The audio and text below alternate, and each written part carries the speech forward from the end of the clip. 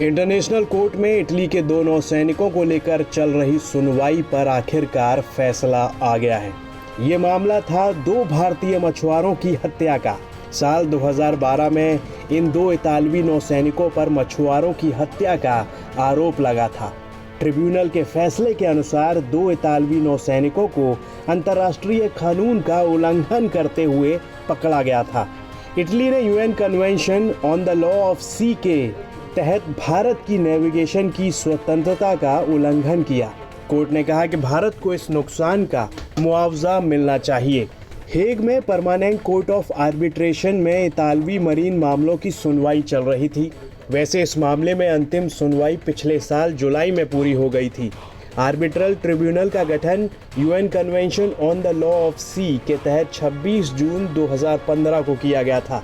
ये मामला 15 फरवरी 2012 की मछुआरों पर गोली चलाने की घटना के संबंध में इटली के अनुरोध पर आधारित था। इटली के जहाज एनरिका लेक्सी पर सवार नौसैनिक मैसिमिलियानो लातूरे और सल्वातोरे गिरोने पर साल 2012 में केरल में दो भारतीय मछुआरों की हत्या करने का आरोप है।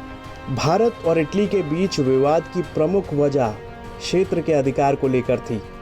भारत का कहना था कि ये उसके अधिकार क्षेत्र में आता है क्योंकि मारे गए मछुआरे भारतीय थे, इसलिए इस मामले को भारतीय कानूनों के अनुसार डील किया जाना चाहिए। वहीं इटली का कहना था कि गोली भारत के जल क्षेत्र के बाहर चली है।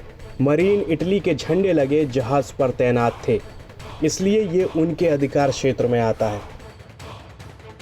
केरल के मुख्यमंत्री पिनाराई विजयन ने कहा है कि ये दुर्भाग्यपूर्ण है कि इटली के नौसैनिकों का ट्रायल भारत में नहीं हो रहा।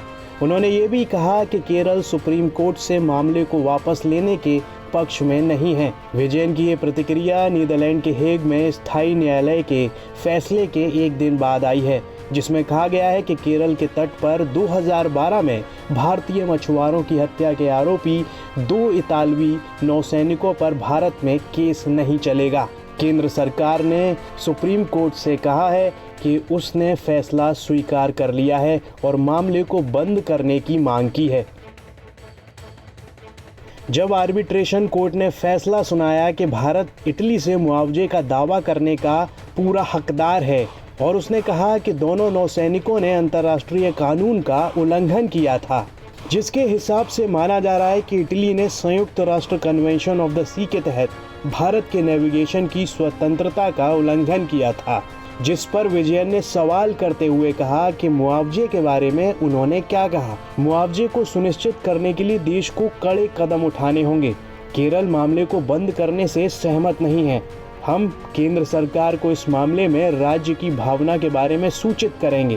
केंद्र सरकार ने शीर्ष अदालत के समक्ष अपनी याचिका में कहा कि अपील के बिना मामले में ट्रिब्यूनल का फैसला अंतिम है।